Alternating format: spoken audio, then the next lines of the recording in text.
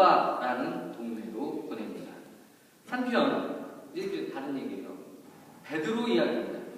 이제 지금까지는 고넬료 이야기였고 지금부터 베드로 이야기인데, 베드로는 하나님의 천사가 고넬료와 대화한 다음 날, 이게 중요합니다. 다음 날이라는 거죠.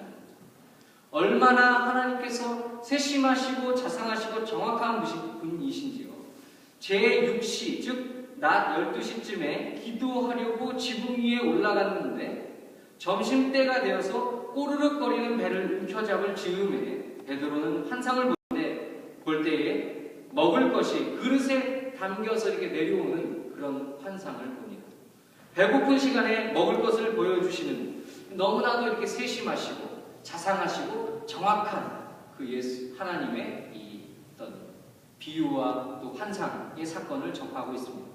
베드로는 이게 꿈인지 생시인지 반수면 상태로 입맛을 쩝쩝 다시면서 그 접시를 보니까 돼지 족발에 뱀 고기, 갈치구이, 대머리 독수리 고기, 절편 따위가 들어있는 것입니다. 어이구 이게 뭐야? 이러면서 절레절레 고개를 흔드는데 하늘에서 음성이 들려옵니다. 일어나서 잡아먹어라. 그런데 이런 음식들, 율법에서 금하고 있는 이 음식들은 유대인들은 먹지 않아야 하는 것들이었습니다. 그래서 베드로는 잡아먹을 수 없노라 라고 말합니다.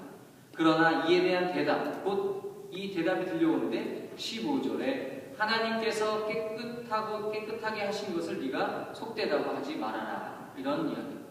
이것은 비유의 말씀입니다. 실제로 그것을 먹으라는 얘기가 아니라 비유의 말씀이죠. 다시 말해서 이 말씀은 쪽진 발을 가진 짐승이나 땅을 기는 짐승이나 비늘 없는 생선이나 맹금류를 먹느냐 마느냐 하는 문제가 아니라 이제까지 그것들을 불결해서 깨끗하지 않다고 생각해왔던 율법과 고정관념을 깨라, 이런 비유의 환상입니다.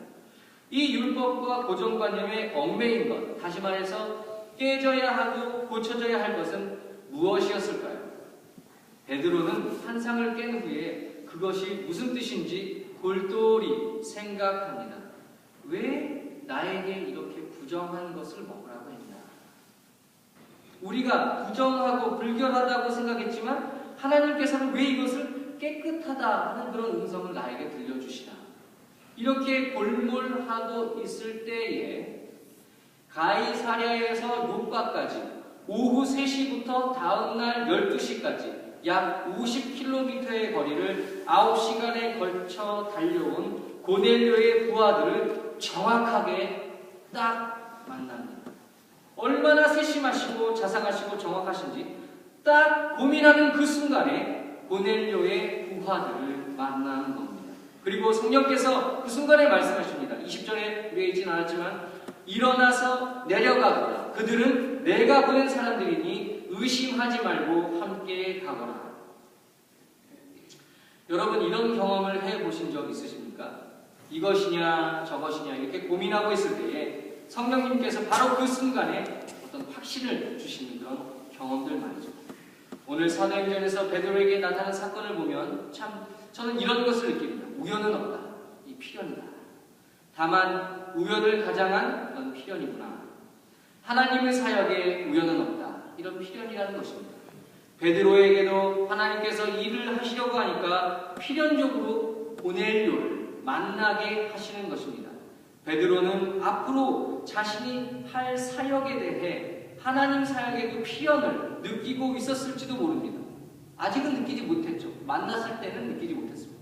베드로는 고넬료의 그 보낸 세 사람의 초청을 받아서 그 집에 이제 도달하게 됩니다. 아마도 하루를 또 꼬박 걸려서 가는 동안 골똘히 생각했을 것입니다.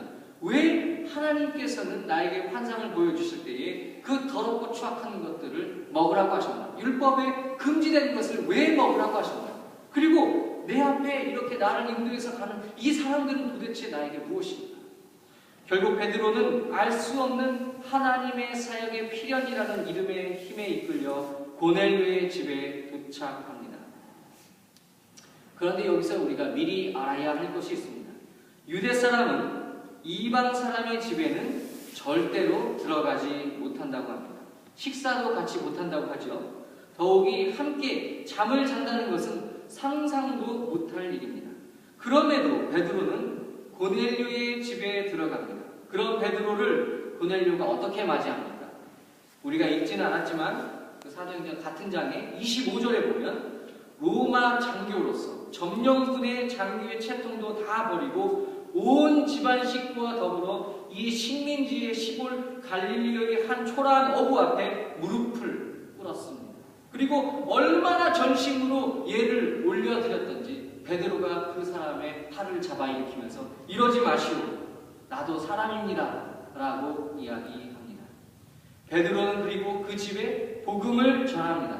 복음을 전할 때에 마침내는 자신이 본 환상, 즉 부정한 것을 먹으라, 주께서 깨끗게 하신 것을 속되다 하지 말아라 하는 그 환상과 음성이 무엇을 뜻하는지 크게 깨달았습니다.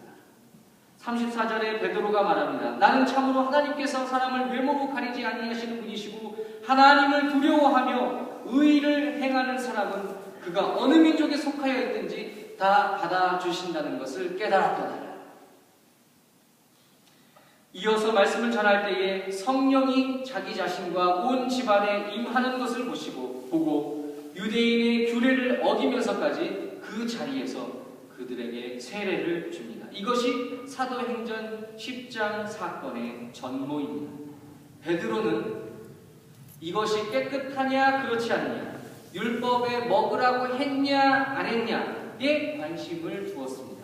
베드로는 돼지고기를 먹는 것이 하나님 뜻에 맞는 것이냐 아니냐, 뱀 고기를 먹는 것이 하나님 뜻에 맞는 것이냐 아니냐 하고 따져 묻기 시작했습니다. 그러나 하나님의 뜻, 하나님께서 관심하고 있는 것은 율법조항 몇 번째에 돼지고기를 먹지 말라고 했다, 뱀고기를 먹지 말라고 했다, 대머리 독수리 고기 절편을 먹지 말라고 했다, 그런 따위가 아니라 하나님의 뜻에 맞게 기도했냐, 하나님의 뜻에 맞게 구제했냐를 관심하고 있는 것입니다. 대머리 독수리 고기를 먹는다고 하나님의 나라에 들어가지 못하는 것이 아니라 먹었냐 안 먹었냐의 논쟁을 뛰어넘어서 초월해 있는 것이 하나님의 관심이라는 점입니다. 정결하다는 율법의 참뜻은 하나님의 율법 조항을 뛰어넘어서 가장 소중한 것을 선택하는 행위라는 뜻입니다. 가장 소중한 것은 무엇입니까? 영원한 생명입니다. 유대인이냐 아니냐라는 인간의 조건 지워진 틀을 넘어서서 생명을 선택하는 일입니다. 바로 이 생명을 선택한다는 행위가 하나님께서 가장 관심하는 바이며 율법의 핵심이라는 점입니다. 청년 사역을 하다 보니 이런 질문을 들어봤습니다. 우리 교회에서는 아니고 다른 교회에서. 목사님, 크리스천은 술, 담배 하면 안 되나요? 이런 질문은 사실 교회 오래 다니시는 분들은 하지 않는 질문입니다만, 초신자들이 생각하기에 사람들이 교회에 다니는 이유, 크리스천이 되는 이유는 죽어서 천국 간다 이거 아닙니까? 그래서 크리스천은 술, 담배 하면 안 되냐? 이 질문은 사실 바꿔서 적나라하게 물어보면 이런 말입니다. 술, 담배 하면 지옥 갑니까? 여러분, 술, 담배 하면 지옥 갑니까? 어떤 젊은이가 이렇게 물어봅니다.